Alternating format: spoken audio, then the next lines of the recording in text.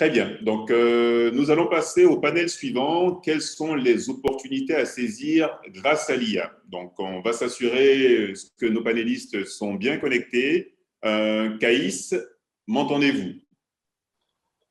Oui, je vous entends très bien. Très bien, super, merci.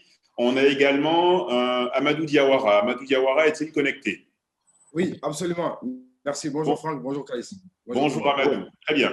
Donc, on va rentrer tout de suite dans le vif du sujet. Je vais présenter nos deux brillants panélistes. Donc, Caïs Mejri, donc directeur général de l'innovation et du développement technologique de Tunisie au ministère de l'Industrie et des PME, membre senior de l'I3E, qui est l'une des plus grandes organisations professionnelles techniques au monde dédiées à l'avancement de la technologie au profit de l'humanité, et fondateur de l'association Data Science for North Africa and Arabia, association qui vise à promouvoir l'intelligence artificielle en Afrique et dans les régions MENA. C'est bien cela, Caïs? Absolument. Très bien, merci. Alors, Amadou Diawara, donc expert IGOV en transformation digitale, un PDG du groupe FAMIB qui se définit comme un centre d'innovation, de recherche technologique et d'industrie créative et dont le siège est au Mali. C'est bien cela, Amadou? Absolument. Parfait. Merci. Écoutez, merci d'avoir accepté de participer à ce panel. Avant de parler d'opportunités à saisir en tant que telles, pourriez-vous, l'un et l'autre, nous éclairer brièvement et très rapidement, puisqu'on a défini ce qu'était l'IA, sur votre perception de l'intelligence artificielle? Amadou, à quoi correspond l'IA pour vous? En une minute. En une minute, merci pour l'opportunité, Franck. Rapidement, moi, je pense que l'intelligence artificielle aujourd'hui, c'est le domaine scientifique qui a traité de l'étude, qui traite de l'étude, on va dire. Maintenant, la conception et la mise en œuvre des machines intelligentes. Après, il se situe aujourd'hui à l'intersection quand même de nombreux domaines de l'informatique et de la mathématique appliquée. Et donc, il est difficile d'en donner une définition qui fasse consensus. Maintenant, Caïs, il va donner un peu plus, certainement aussi, de son point de vue, mais celle que nous posons ici a le mérite d'être synthétique et générique, mais il faut bien sûr préciser que l'on attend par machine, qu'est-ce qu'on attend par machine intelligente, pour quel est un intérêt.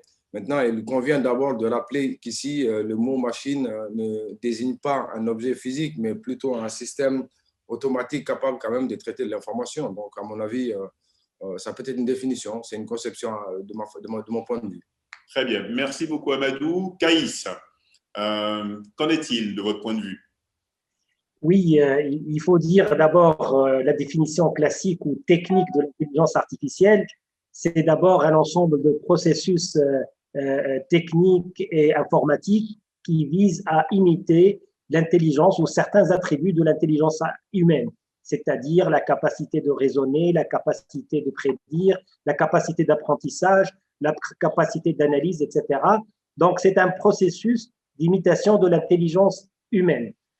Sur le plan économique, maintenant, par l'objectif ou par le but de cette technologie, en fait, l'intelligence artificielle, c'est un processus d'optimisation à outrance qui est basé sur l'analyse et le traitement des données massives. C'est-à-dire, c'est un processus qui vise à créer de la richesse, de la valeur ajoutée en tirant profit des données. Et en fait, là, il faut distinguer entre deux types d'intelligence artificielle.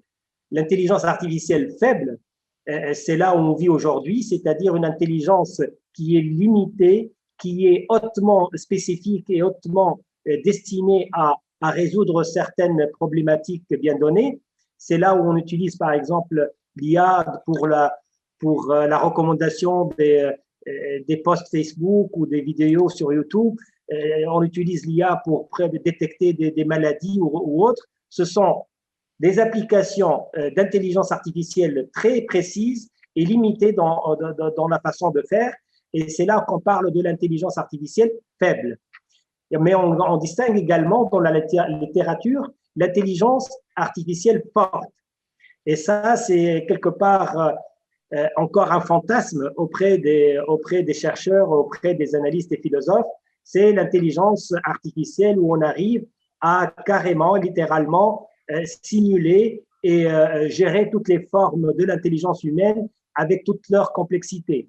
Et on se rappelle peut-être le film Ex Machina en 2014, comment il a présenté l'apogée espérée de cette intelligence artificielle qui probablement ferait peur pour certains. C'est l'étape où on appelle, puisqu'on parle de définition, on parle souvent dans la littérature de l'étape de la singularité, c'est-à-dire le moment où la technologie de l'intelligence artificielle arrive à simuler complètement les différentes facettes de l'intelligence humaine, y compris arriver à formuler une propre conscience pour l'intelligence artificielle. Merci Caïs, merci Amadou. Tout de suite, la question que l'on se pose, c'est sur la base de vos expériences et connaissances respectives, que pouvons-nous réaliser maintenant grâce à l'IA? On a eu la vision de l'opérateur Orange à l'occasion du premier panel. Là, on rentre avec des industriels, des hommes d'affaires et des politiques. Donc, de votre point de vue, que pouvons-nous réaliser aujourd'hui avec l'IA, Caïs? En fait, on peut tout faire avec l'IA et on peut rien faire avec l'IA. En fait, cela dépendra de plusieurs choses. En fait, il faut dire que l'IA, l'intelligence artificielle, elle a deux attributs majeurs. Le premier, c'est que it's enabling technology. C'est une technologie accélératrice. Donc, c'est une technologie transversale qui touche l'ensemble des secteurs économiques, qu'ils soient l'agriculture, l'industrie, le tourisme, l'espace, l'administration, etc. Donc, c'est une technologie qui peut être utile à n'importe quel secteur. Le deuxième attribut, à mon sens, c'est que la technologie IA, c'est une brainware technology, c'est-à-dire une technologie basée sur la connaissance, sur le savoir et la capacité de créer de nouveaux algorithmes et méthodes informatiques qui trouveront des solutions pour des problématiques données. Donc, ces deux attributs, brainware technology et enabling technology, permettront à ce que l'IA fera beaucoup de choses pour comme on l'a dit, pour optimiser et de donner de nouveaux services. Toutefois, l'intelligence ne peut rien faire en l'absence de trois ingrédients. D'abord, la data, les données. Deuxièmement, le talent, le savoir-faire. Si on n'a pas la capacité à avoir des personnes qui sont capables à créer, à analyser, à développer des algorithmes. Troisièmement, l'infrastructure. Donc, données, talent et infrastructure, c'est la triptyque indispensable pour développer des solutions de l'IA. Maintenant, pour votre question, bien évidemment, il y a plusieurs applications.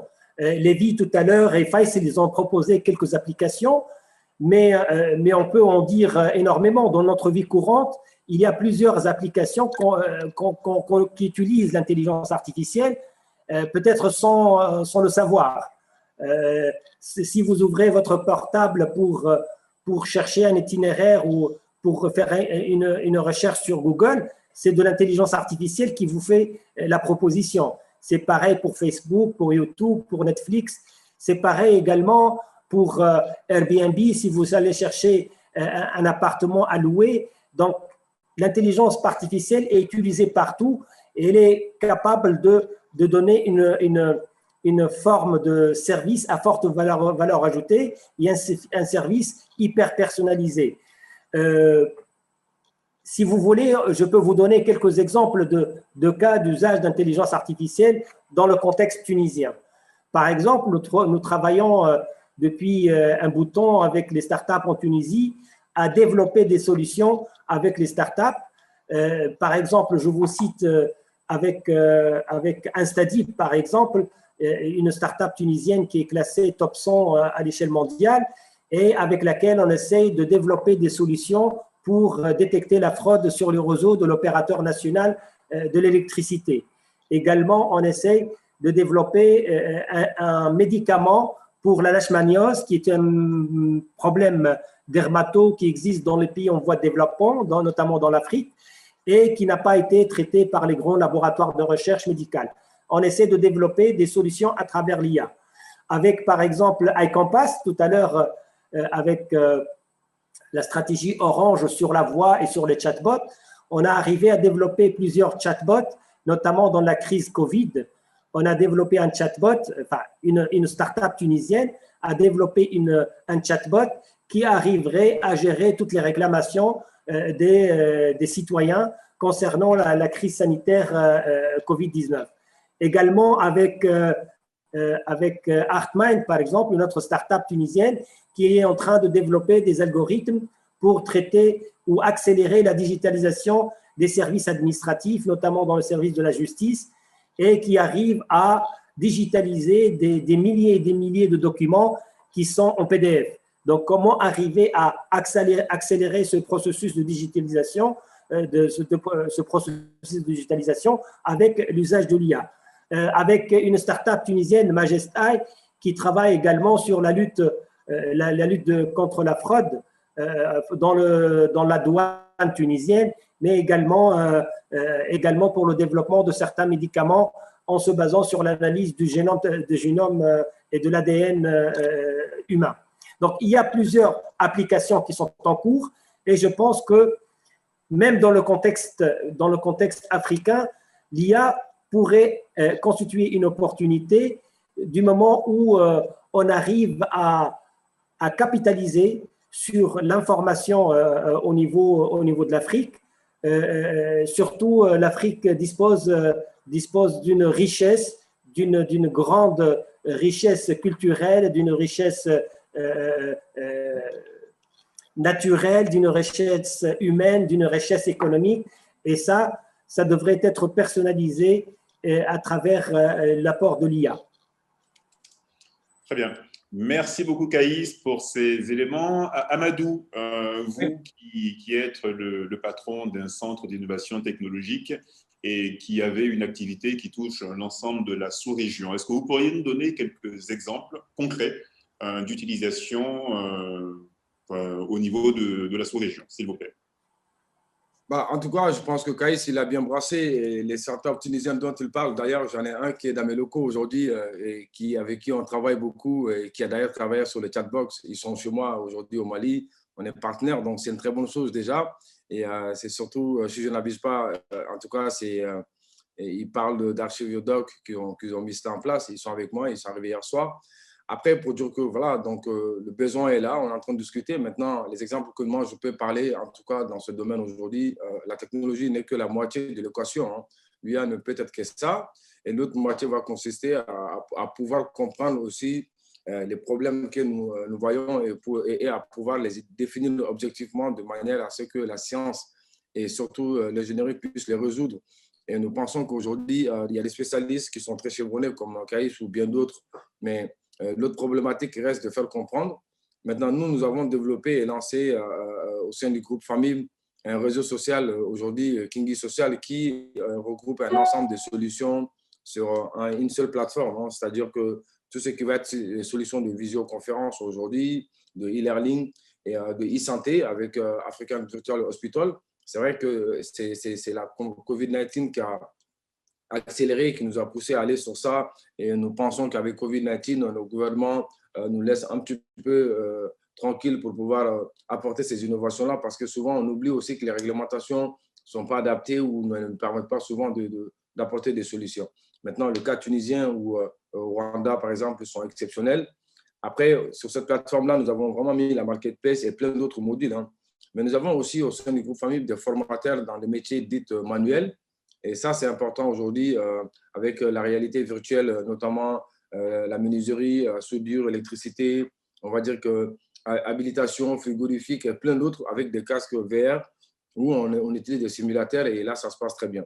Après, on a vu le cas du Rwanda aujourd'hui où les drones transportent aujourd'hui des postes de sang et ça, c'est quelque chose qui est important. Donc ça, il faut le saluer. Donc, je pense que dans tous les pays africains, des projets sont en train d'émerger et j'aurais entendu qu'il y a un projet qui est en cours en Côte d'Ivoire aussi à travers Mediasoft Lafayette sur le café cacao qui sont en train d'utiliser comment les drones pourront être utilisés aujourd'hui pour cela et ça c'est quelque chose qui va révolutionner ce secteur en Côte d'Ivoire parce que c'est un secteur qui va apporter beaucoup d'argent donc forcément il va y avoir de l'investissement autour de cela.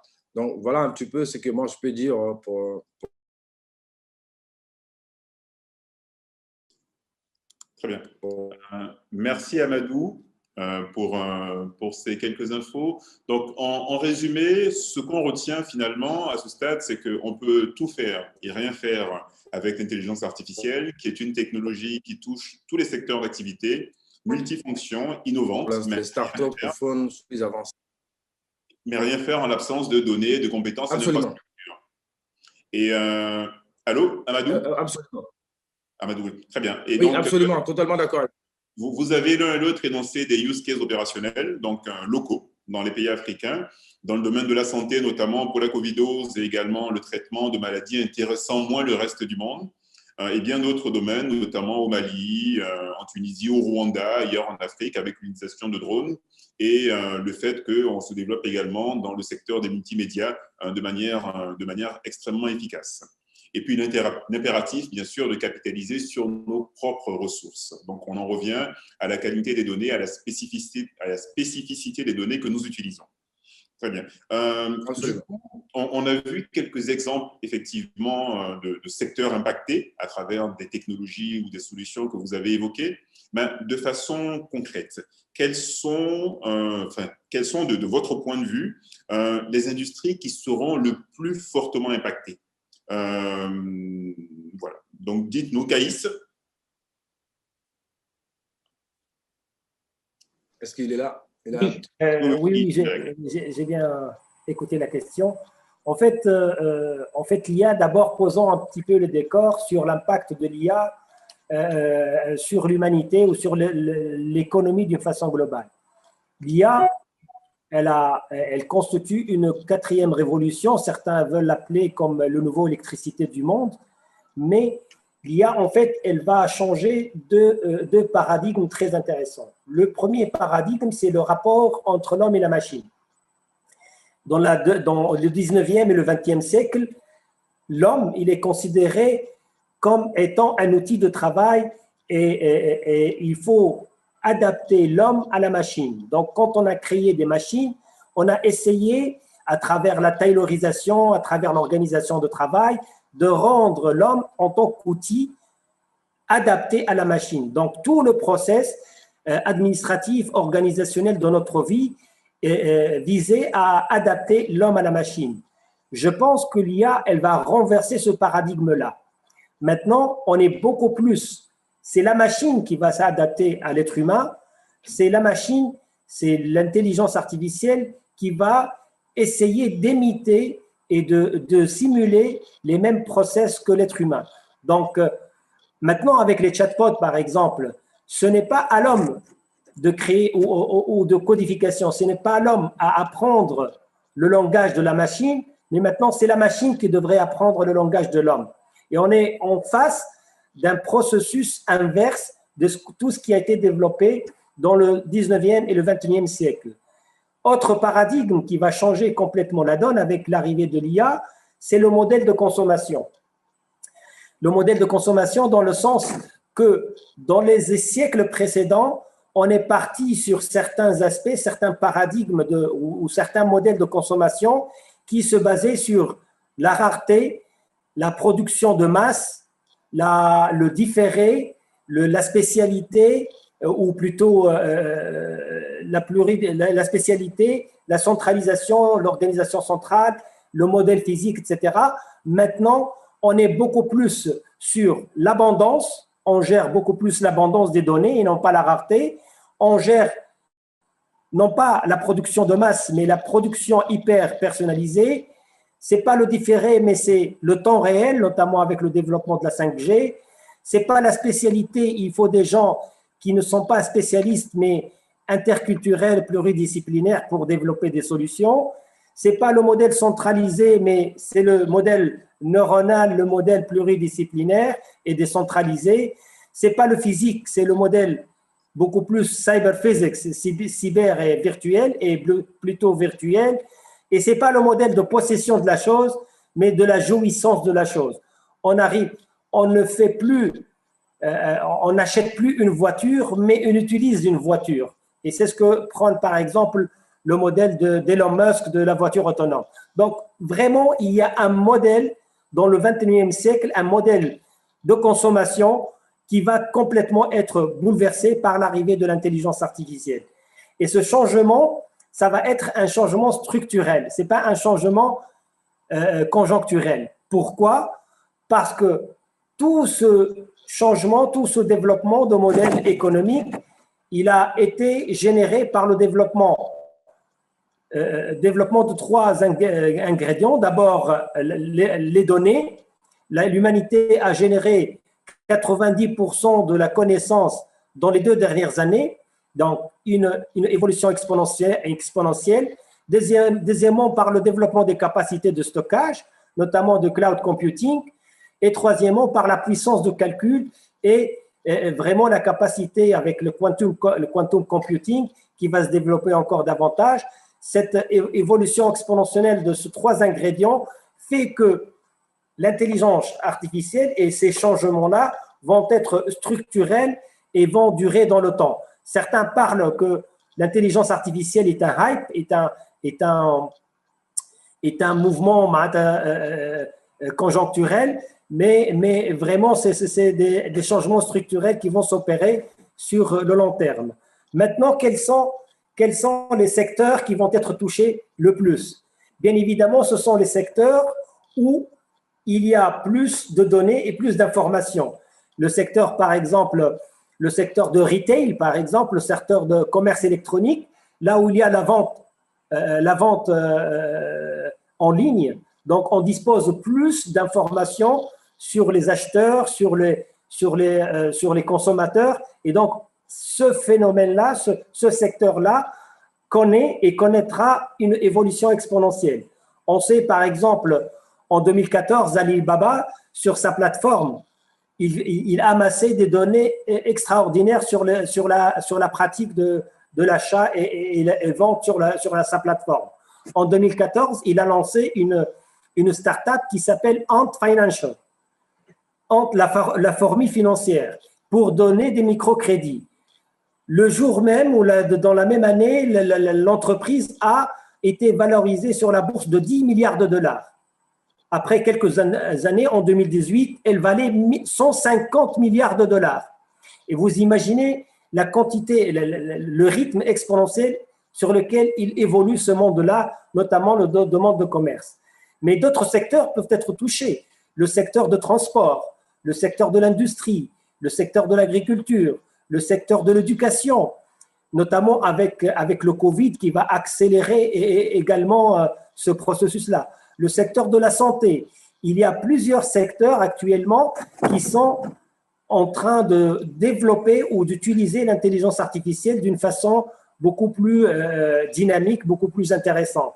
Je pense que les secteurs qui vont évoluer, par exemple en Afrique, ce sont beaucoup plus les secteurs liés à la santé, liés à l'éducation et les secteurs liés essentiellement à e-commerce. Très bien. Merci Caïs pour cet exposé. Amadou, on va vous poser la même question. Peut-être donnez-nous votre vision, quitte à la centrer peut-être effectivement sur votre périmètre d'activité ou en tout cas la zone dans laquelle vous intervenez.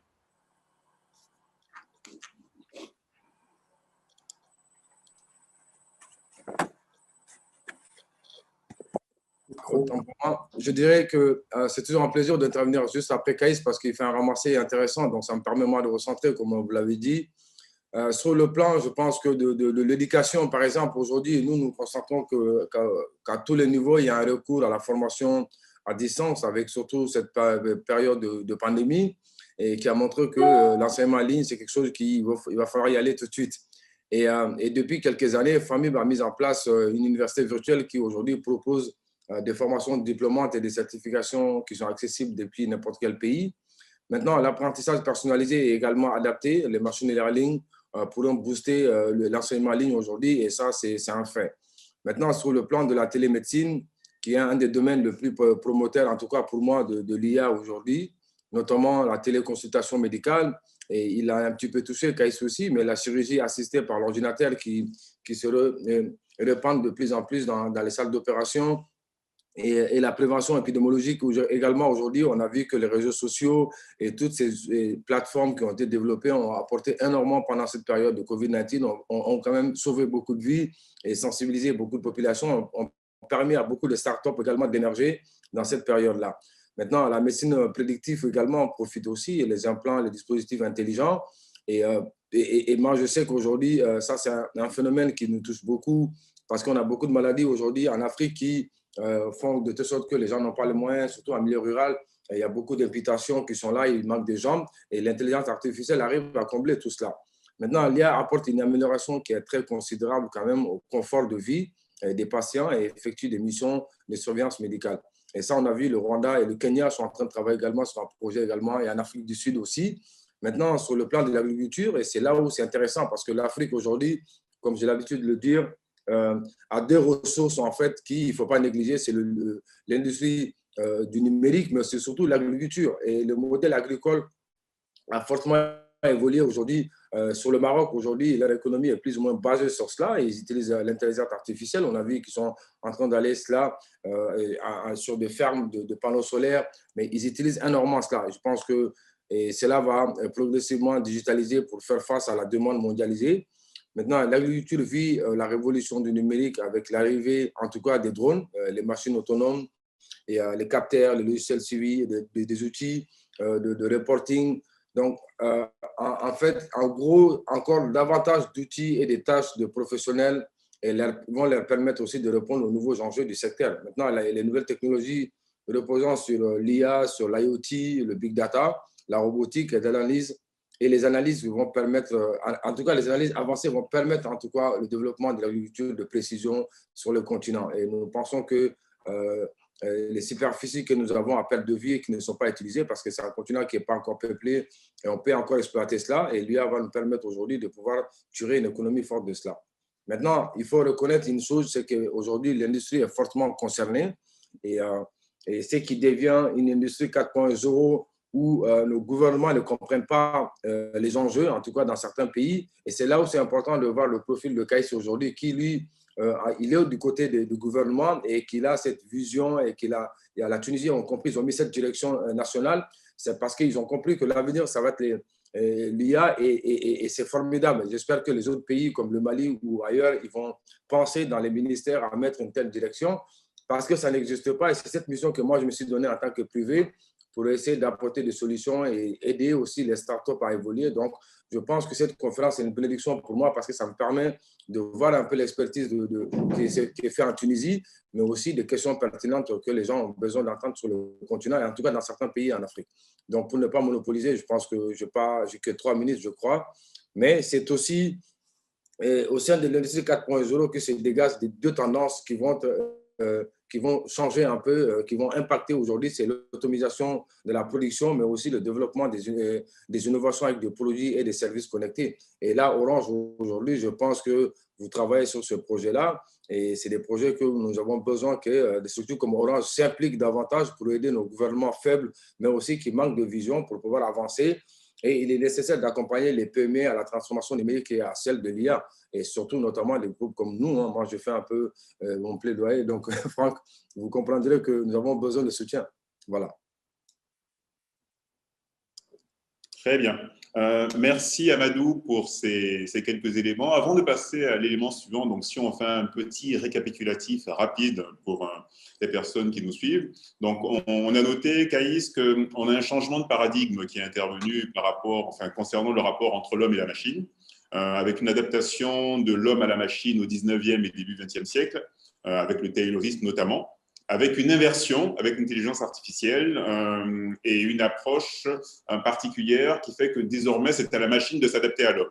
Donc, c'était un changement structurel et pas simplement conjoncturel, via le passage d'une approche qui était globalisante à une approche personnalisée, voire hyper personnalisée. Les secteurs les plus touchés, vous êtes assez en face tous les deux pour dire qu'ils regroupent ceux qui drainent, disposent de plus de données possibles. On a le retail, bien sûr, qui est l'un des premiers secteurs touchés. On a la banque également, on a le transport, l'agriculture, la santé, etc. Et en faisant un zoom sur l'Afrique, ce qu'on retient, c'est qu'un secteur majeur que vous avez tous les deux repris à travers différents exemples, c'est la santé. l'éducation, l'agriculture, les services connectés, dans une moindre mesure, le monde de l'industrie. Avons-nous bien résumé vos propos, en tout cas, sur cette question-là? Absolument. Très bien, Absolument. merci. Si on poursuit, abordons la question du marché mondial, africain et mondial, et de la façon dont il s'adaptera à l'IA. Caïs, vous n'avez pas de boule de cristal, c'est sûr, mais on peut quand même faire un peu de prospective. Dites-nous, de votre point de vue, comment se passeront les choses ou comment elles devraient se passer dans un avenir proche. Oui, le marché mondial de l'intelligence artificielle, c'est un marché exponentiel d'abord. Si l'on croit une étude qui a été faite récemment par PwC, le marché de l'intelligence artificielle constitue 11,3 milliards de dollars en 2019.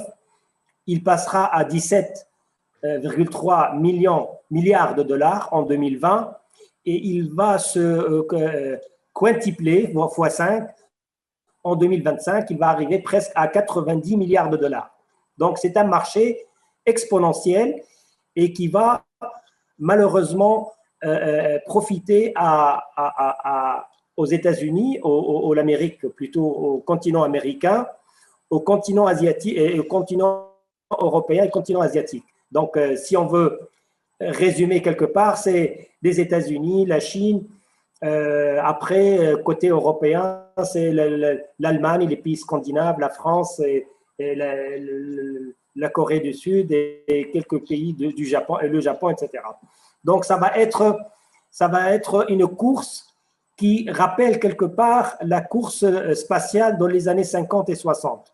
Donc, et ça, je pense, à mon avis, c'est quelque part problématique. Le développement de l'intelligence artificielle, tel qu'on le voit actuellement, ça se développe dans la compétition et dans la logique de superpuissance, beaucoup plus que dans la coopération. Ce sont deux pôles, les États-Unis d'une part et la Chine, qui sont à la tête de peloton, et malheureusement, ils sont dans une conception de guerre froide et parfois de guerre ouverte et franche. Et ça ne va pas bénéficier au développement de l'IA partout dans le monde. Donc, la question est beaucoup plus une question d'empire, d'hégémonie, et le terme a été utilisé pas mal de fois dans la littérature qui parle de l'intelligence artificielle. L'Afrique, quant à lui, vous savez, l'humanité a pris 200 000 ans pour arriver à 1 milliard. Elle a pris seulement 200 ans pour arriver à 7 milliards. Donc, une évolution exponentielle de la population mondiale qui touche essentiellement l'Afrique.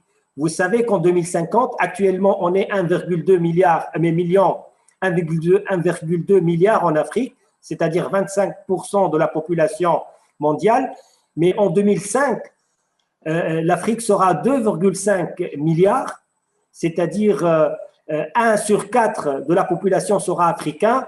En 2100, ça sera 4 milliards, c'est-à-dire 1 sur 3 des personnes qui circulent dans le monde seront des Africains.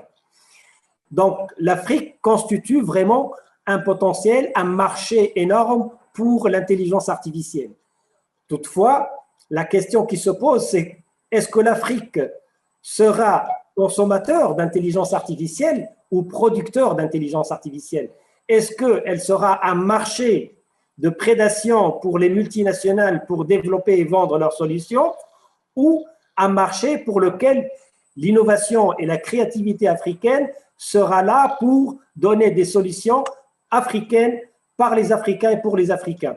Et c'est ça le grand défi pour l'Afrique, c'est comment arriver à se préparer face à ce géant de la tech qui sont en train de se développer, qui sont à une course extraordinaire pour capter les bons talents, pour capter les données, pour capter les opportunités. Donc, comment arriver à ce que l'Afrique trouve sa position dans tout cela?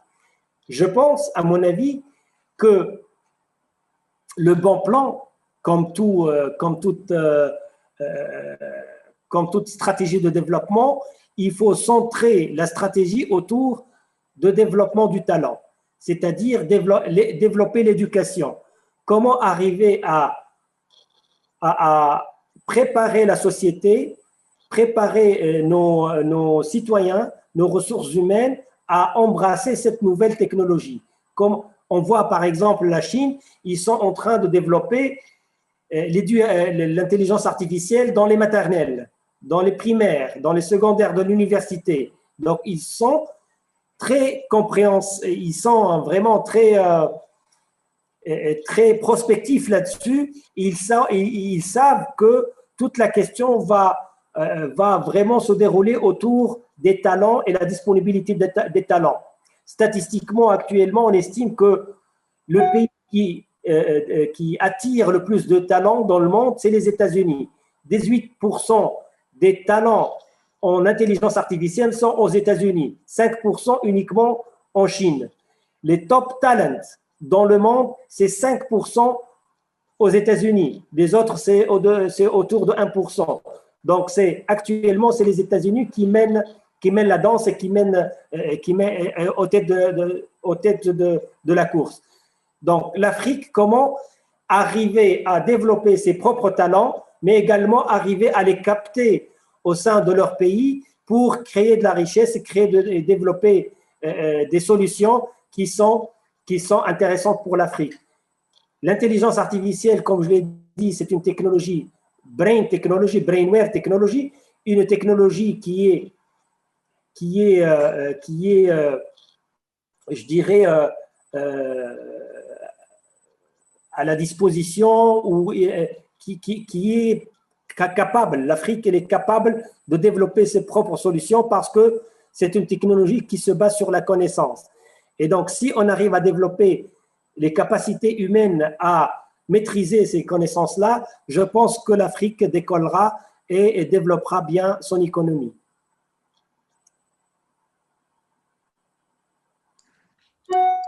Très bien, merci Kaïs, vaste programme. Amadou, comment s'adaptera notre continent à l'IA de votre point de vue? Bon, après, d'un point de vue très simple, hein, moi je pense qu'aujourd'hui, je vais prendre un petit peu l'exemple sur un exemple tout simple et après continuer. C'est en fait la Chine, en investissant dans leur économie, le gouvernement chinois avait sorti 800 millions de personnes dans la pauvreté depuis 1990, on va dire. Et je pense que le gouvernement africain devront être capables de parvenir à un résultat aussi plus ou moins similaire ou même plus en investissant aujourd'hui dans l'IA. Maintenant, la question à savoir, est-ce qu'aujourd'hui, ils investissent dans ça, plus ou moins, à part un petit peu l'Afrique du Sud et le Rwanda, où il n'y en a pas. Mais le Kenya, un petit peu, au Mozambique aussi, ils essayent certains de sortir quelques solutions sur cela. Mais nous devons savoir qu'il y a quand même des opportunités dans le domaine de l'éducation, de l'énergie, pour optimiser nos ressources, mais aussi le stockage de flux et l'intervention de réduire beaucoup de fraude, notamment aujourd'hui, l'IA peut apporter ça parce qu'on parle de corruption, généralement, c'est un phénomène mondial, hein, mais l'Afrique est pointée du doigt et je pense que l'intelligence artificielle peut aider à ce niveau. Maintenant, nous devons nous adapter aussi au changement, à la révolution technologique dont l'IA. Et l'IA est bien loin de remplacer les enseignants.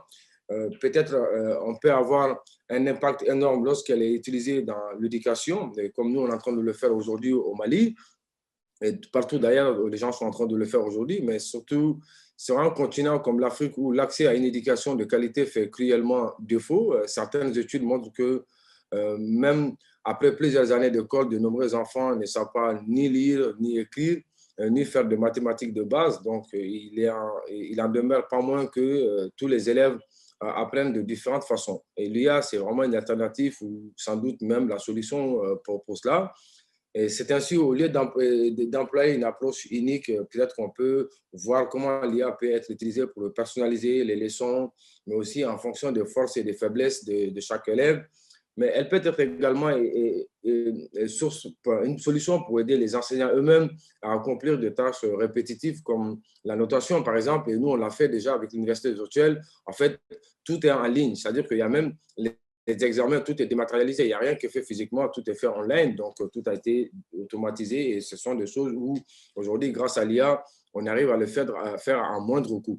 Et pour un exemple concret, aujourd'hui, si vous regardez l'UVS au Sénégal, l'Université virtuelle du Sénégal, on parle de 149 milliards d'investissements, c'est qui amène un taux d'endettement énorme pour le Sénégal parce qu'il va falloir le rembourser à la BAD. Et la Côte d'Ivoire, on parle de 49 milliards, il faut les rembourser également. Mais nous avons lancé l'Université virtuelle du Mali. En une année, on est à 20 000 étudiants et on a eu 2 milliards de budget parce que c'était moi qui finançais le projet. Donc, vous voyez à quel point j'ai utilisé l'intelligence artificielle pour ne pas avoir trop de coûts d'investissement sur ce projet. Donc, elle peut aussi également donner aussi des suggestions aux enseignants et aux élèves pour offrir un enseignement personnalisé à tout temps, agir comme un mentor virtuel ou encore plus. Et ça, nous avons commencé aussi à mettre ça aujourd'hui à travers nos solutions d'enseignement à travers la VR qu'on utilise beaucoup chez nous. Et moi, j'ai beaucoup investi dans les casques. Au début, les gens disaient que j'étais fou, mais au final, nos étudiants sont beaucoup plus à l'aise avec les simulateurs qu'avec un enseignant qui va venir, que lui-même, il a des lacunes et c'est compliqué. Maintenant, ce continent, quand même, une chose qu'il faut reconnaître, a suivi les traces d'autres expériences, mais c'est qui n'est pas mauvais. Mais l'Afrique doit maintenant s'approprier de cette révolution technologique de l'IA. Et si les Africains ne contribuent pas à l'essor de ces technologies, elles seront biaisées et auront de mauvaises répercussions sur eux. Une fois mises en œuvre, ainsi, il convient de former, en tout cas, une main-d'œuvre qui formulera une main-d'œuvre qualifiée, mais qui formulera aussi et mettra en œuvre ces solutions de l'IA. Et je pense que l'expérience dans certains pays africains doit être mis en avant, notamment au niveau de l'Union africaine, pour que tout le monde puisse aller ensemble. C'est-à-dire qu'on ne parle pas en rang dispersé, mais ensemble, qu'on essaie de trouver des solutions. Parce qu'aujourd'hui, c'est une question de données, c'est une question de souveraineté nationale, c'est une question économique. Donc, comment on peut travailler, sachant que l'Afrique, c'est l'Eldorado. Aujourd'hui, l'avenir, ça se passe chez nous. Mais les déficits d'expérience, d'expertise à combler et nécessitent des stratégies nationales et régionales. Donc, c'est là où aujourd'hui les pays africains s'ouvrent à un défi d'expertise locale pour la mise en œuvre des technologies et des initiatives récentes. On a vu, je pense que Kaïs l'avait cité, mais aujourd'hui que Google a mis au Ghana, et ça c'est très bien. Maintenant, comment on peut voir cela et comment on peut en profiter? Maintenant, les masters en machine intelligente au Rwanda ou les masters en sciences des données et de l'Institut national de Polytechnique en Côte d'Ivoire, qui est une très bonne chose, mais reste très modeste face à l'ampleur du défi aujourd'hui. Et c'est ça, aujourd'hui, on ne peut pas se dire que 3-4 pays, tous les continents vont se vanter de ce qu'ils ont fait, et qui n'est pas assez d'ailleurs. Maintenant, ça c'était en premier lieu, mais en deuxième lieu, pour aller rapidement, je pense que l'absence de stratégie nationale et régionale de mise en valeur des données accentue le coût d'apprentissage des programmes de l'IA dans le contexte africain. Maintenant, le succès dépendra tout simplement de comment nos politiques vont être mises en avant, comment nos gouvernements vont collaborer. Mais par ailleurs, des avancées en matière de connectivité, or sur ce point, c'est compliqué. Et vous le savez, donc je ne veux pas trop parler de ça parce qu'on est un peu avec un opérateur télécom, mais les États, je prends ma casquette de vice-président de la gouvernance d'Internet pour parler que les États africains ne progressent pas assez vite. Et le taux de pénétration de l'Internet étant juste au-dessus de 20%. Donc, l'accès à l'électricité est une condition nécessaire, mais il reste encore hors de portée. On parle de 60% des Africains avec une progression moyenne d'à peine un point par an. Donc, en plus de ces obstacles surmontables, il y a une spécificité de l'Afrique qui aujourd'hui, il va falloir qu'on y travaille. Ça va être la transparence, la bonne gouvernance. Pour que l'IA puisse développer, il faut aussi donner la possibilité aux startups d'émerger et de pouvoir collaborer entre eux. Voilà. Très bien. Merci Amadou. Ce qu'on va faire, il nous reste encore quelques minutes. Donc, je vais rapidement synthétiser les éléments que vous avez tous les deux évoqués pour nos auditeurs.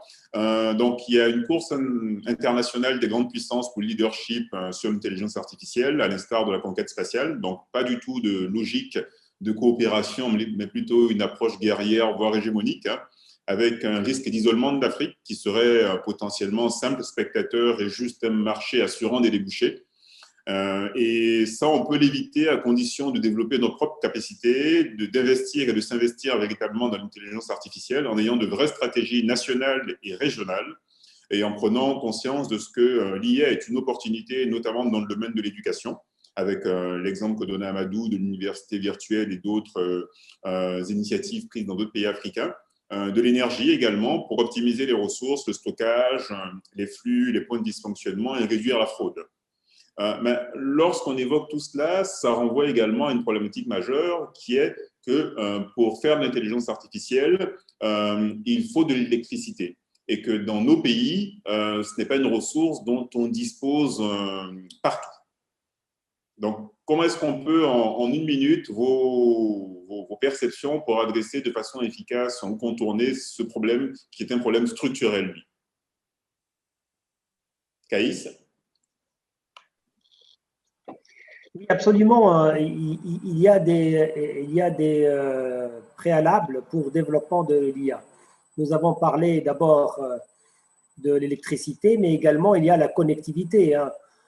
C'est comment développer les réseaux de connectivité pour faire vraiment accéder les universités, les entreprises à l'Internet et au développement de solutions.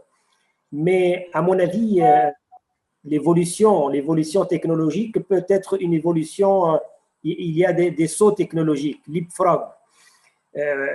Par exemple, en termes de connectivité, l'Afrique a bien su profiter de certains développements du mobile, par exemple, pour bypasser, par exemple, les réseaux filaires et les réseaux télécoms classiques.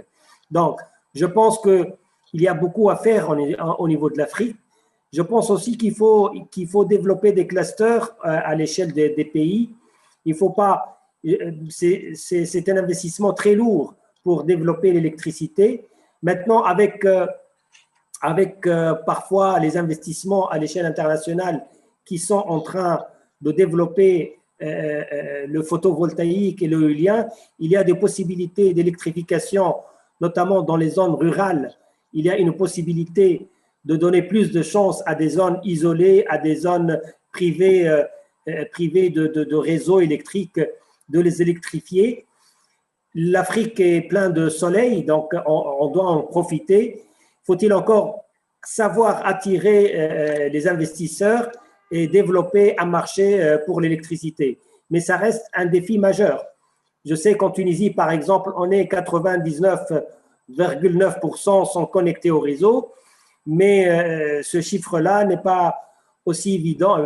C'est également pour le Maroc ou pour l'Algérie où il y a une forte connectivité dans la région nord de l'Afrique, mais il faut encore davantage développer l'électricité dans l'Afrique subsaharienne et le sud de l'Afrique. Je pense que là, le mix ou la transition énergétique dans le renouvelable pourrait être une solution pour accélérer l'électrification de l'Afrique. Il faut en profiter. Pour cela, il faut vraiment des stratégies et une vision à long terme. Et je pense qu'il y a beaucoup de pays qui sont en train de miser sur le renouvelable et l'éolien. Quand on voit les courbes de progression et de développement de l'éolien et de la photovoltaïque à l'échelle mondiale, on voit que c'est une évolution exponentielle. J'espère que l'Afrique profitera de cette tendance qui va certainement réduire les coûts d'investissement et développer encore davantage la performance de cette technologie. Donc, je pense que la technologie est assez mature de renouvelables et que l'Afrique peut profiter de cette technologie pour électrifier les pays respectifs. Très bien.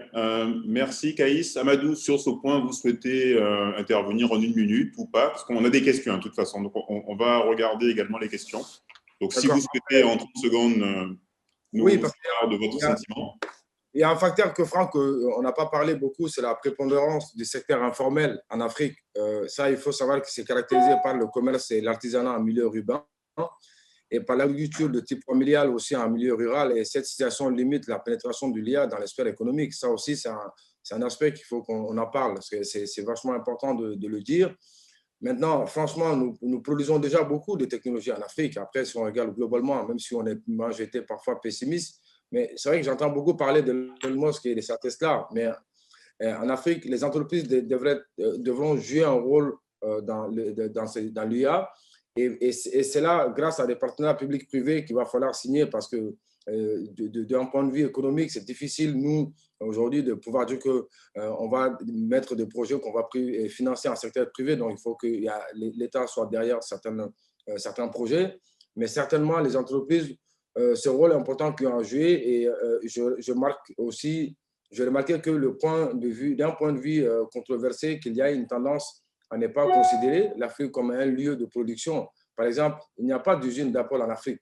Et il est beaucoup plus facile aujourd'hui d'entrer en partenariat avec les entreprises qui produisent dans les pays même où elles sont actives qu'avec celles qui se contentent d'exporter, par exemple, leurs produits fabriqués d'ailleurs.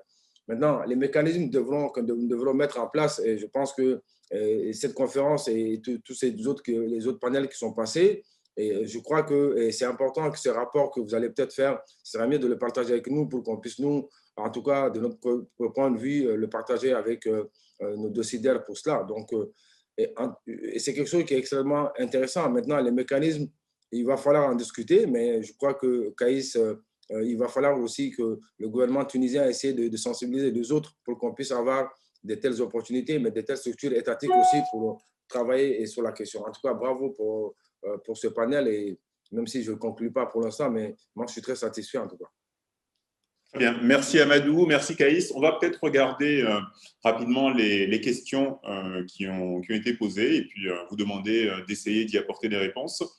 Alors, première question que nous avons en 1 minute. De quelle manière est-ce que l'on peut concrètement utiliser l'intelligence artificielle dans le domaine de l'agriculture? Est-ce que vous pouvez nous donner un exemple concret, pratique, pragmatique même? On a beaucoup d'exemples qui sont dans le domaine de l'agriculture et qui peuvent s'apprêter même dans le contexte africain. En Tunisie, je connais par exemple une ferme qui est en train d'oliviers qui sont en train de traiter l'irrigation personnalisée. Donc, on arrive à mieux maîtriser l'irrigation à travers l'analyse. Il y a des capteurs dans le sol qui sont en train de ramener l'information sur le degré d'humidité, sur la température, sur les différents, la pression atmosphérique, etc. Et qui sont en train de ramener ces données-là pour gérer l'irrigation d'une façon personnalisée pour les parcelles. Également, il y a des applications qui sont en train de traiter la couleur des feuilles d'arbres à travers les images satellitaires, pour détecter les maladies et administrer les pesticides pour uniquement les plantes qui sont déficitaires. Il y a également la possibilité d'usage des drones pour l'opération de désinfection ou l'opération l'utilisation des insecticides dans la ferme. Donc, il y a plusieurs. Par exemple, en Chine, dernièrement, ils utilisaient l'intelligence artificielle pour l'élevage des porcs.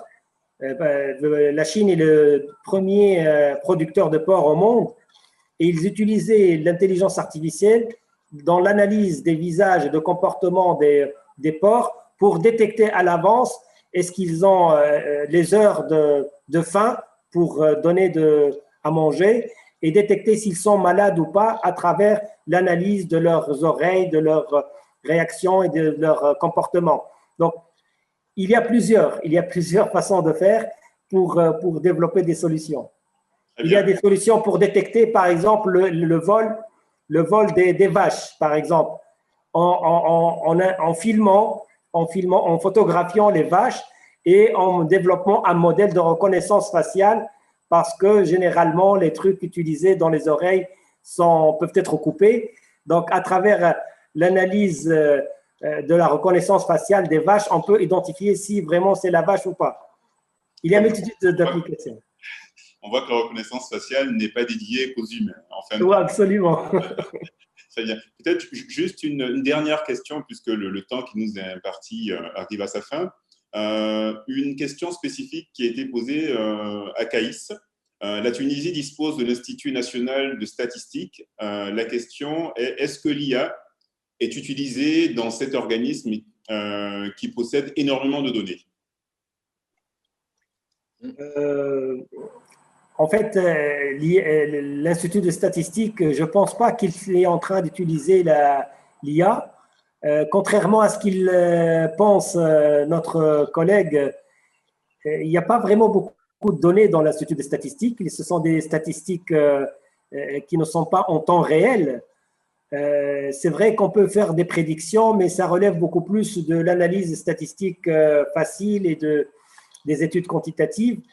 Mais je pense que les données statistiques peuvent être compilées avec d'autres données pour développer de l'IA.